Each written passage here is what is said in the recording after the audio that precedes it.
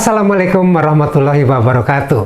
Saya pribadi Setianto, mewakili tim kami menyampaikan materi statistika lanjutan untuk topik analisis regresi dan korelasi, sebuah analisis secara kuantitatif untuk hubungan antar variabel.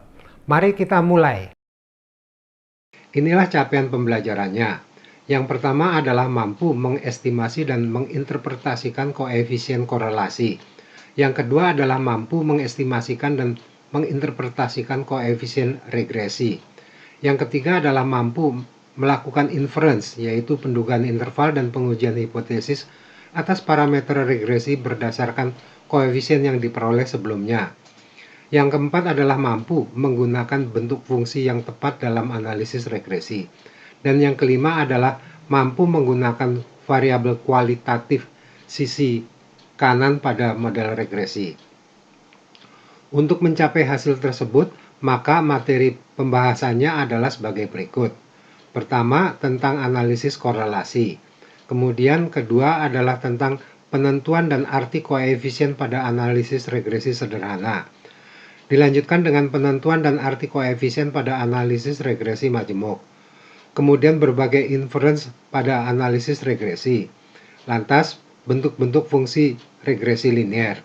Dan terakhir adalah tentang variabel dummy pada sisi kanan dalam analisis regresi. Mari kita mulai. Kita awali dengan pendahuluan singkat. Mari kita ingat dengan materi terdahulu. Pada pengujian independensi, kita menguji apakah ada pola hubungan tertentu antara dua variabel. Demikian pula, pada two-way ANOVA with replication, kita menguji apakah ada interaksi tertentu antara variabel yang demikian pula pada two-way ANOVA with replication, kita menguji apakah ada interaksi tertentu antar kedua variabel perlakuan. Selanjutnya, pada one-way ANOVA, kita mempelajari perilaku variabel dependent yang kuantitatif sebagai respons atas sebuah variabel independen yang kualitatif. Dan pada two-way ANOVA, kita mempelajari perilaku variabel dependent yang kuantitatif sebagai respons atas dua buah variabel independen yang kualitatif. Yang akan dilakukan pada sesi ini banyak miripnya, tapi yang sekarang kita menggunakan variabel-variabel yang semuanya adalah kuantitatif atau numerikal. Jadi, minimal skala mereka adalah interval. Karena skala ukurnya lebih tinggi, maka informasi yang dapat digali juga lebih banyak. Pada dua yang pertama, dengan variabel kuantitatif, kita akan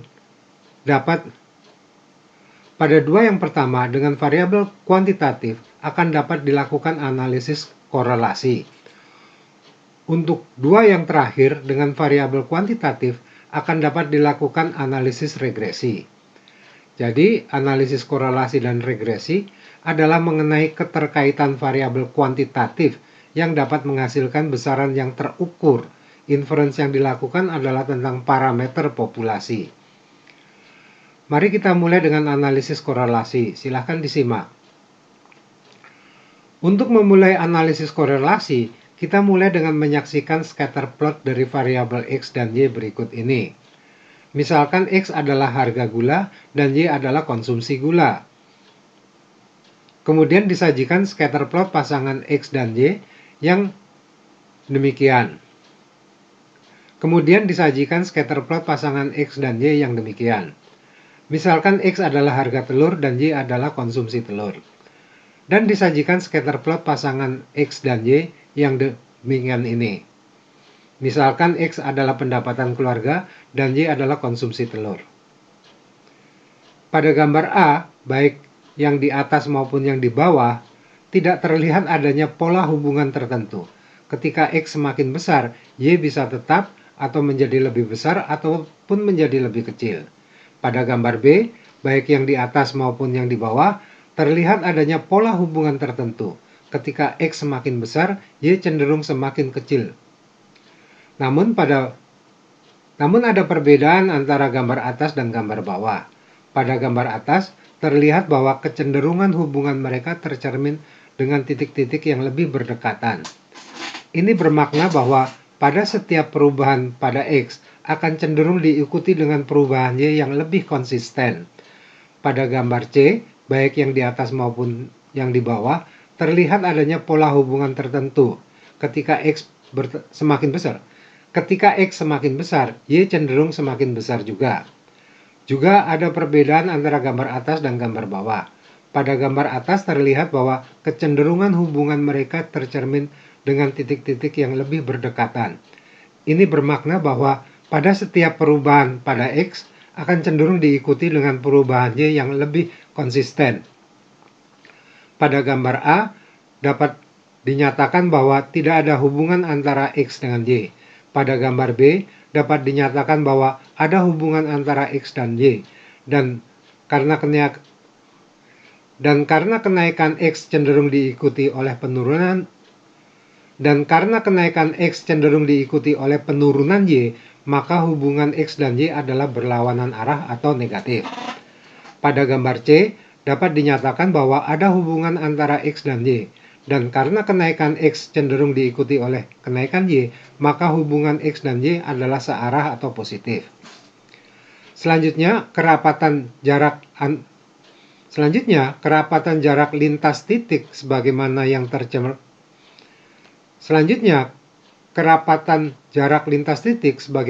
tercermin antara gambar atas dan gambar bawah menunjukkan tingkat atau kadar keeratannya.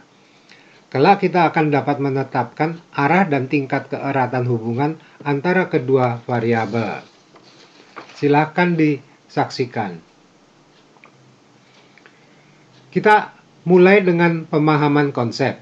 Pertama, koefisien korelasi dapat diartikan sebagai besaran yang digunakan untuk mengukur arah dan tingkat keeratan hubungan linier antara dua variabel kuantitatif.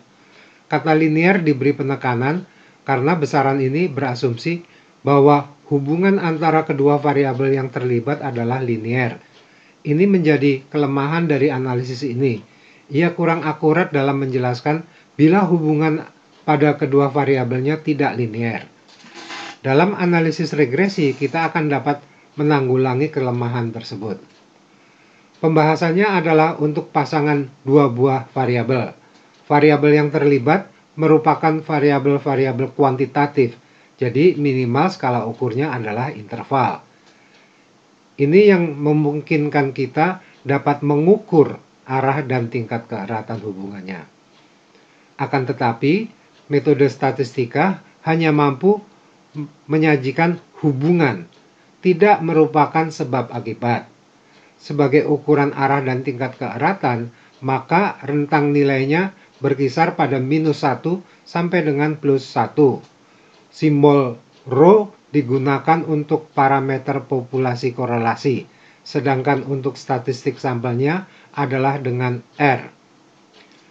Ada kebiasaan untuk menyertakan subskrip XY untuk menyatakan korelasinya adalah antara X dan Y, sehingga Anda bisa saja mengganti subskripnya dengan AB bila variabelnya adalah antara A dan B. Kita akan menganalisis besaran nilainya untuk nilai-nilai yang ekstrim. Pertama, R sebesar -1 artinya adalah bahwa hubungan antara X dan Y adalah negatif sempurna. Negatif artinya bahwa kenaikan X akan diikuti oleh penurunan pada Y, dan sebaliknya penurunan pada X akan diikuti oleh kenaikan pada Y. Sedangkan sempurna artinya adalah setiap kenaikan pada X selalu diikuti oleh penurunan pada Y dengan perbandingan yang tetap. Sebaliknya, bila R sama dengan +1, artinya adalah bahwa hubungan antara X dan Y adalah positif sempurna. Positif artinya bahwa kenaikan X akan diikuti oleh kenaikan pada Y, dan sebaliknya, penurunan pada X akan diikuti oleh penurunan pada Y. Kemudian bila R sama dengan 0, berarti bahwa tidak ada hubungan antara X dan Y. Ini terjadi pada gambar A. Pada lembar sebelumnya, perubahan nilai X diikuti oleh sembarang perubahan pada nilai Y. Kemudian dapat dinyatakan bahwa bila R semakin mendekati harga mutlak 1, ini berarti bahwa hubungannya semakin erat. Dan sebaliknya, bila nilainya semakin mendekati 0, maka ini berarti bahwa hubungannya semakin lemah. Tentang makna besaran tersebut dapat diilustrasikan oleh sketsa pada lembar berikut ini. Silahkan disimak. Beginilah sketsa makna nilai-nilai R.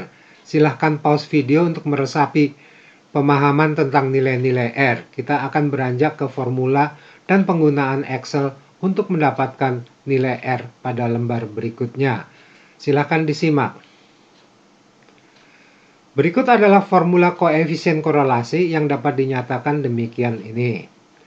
S subscript XY menyatakan covariance, sedangkan S subscript X adalah deviasi standar X dan S subscript Y adalah deviasi standar Y. Besaran ini bisa diperoleh dengan bantuan Excel sebagai berikut. Pertama, pada ribbon data, klik data analysis. Excel akan menyajikan pilihan ini. Yang dengan klik correlation akan disajikan isian ini. Pertama, sorot data pada kotak input range. Kemudian centang group by yang sesuai. Biasanya kita menyusun data dalam kolom sehingga kita centang kolom. Bila data yang disorot berisi label nama variabel, maka centang pilihan label tersebut. Selanjutnya adalah menetapkan lokasi sajian hasil olahan Excel. Diikuti dengan menekan OK. Secara alternatif, kita bisa mendapatkan besaran rasio pada formula tersebut dengan cara ini, yaitu menggunakan insert function. Yang pertama adalah insert function covariance (s), yang maksudnya meminta penghitungan covariance sampel. Ini akan diikuti dengan menyorot deretan X dan Y sekaligus. Kemudian, untuk deviasi standar X dan Y dapat dimintakan dari insert function stdef.s. Kita akan melihat contohnya pada video berikutnya. Silahkan disimak.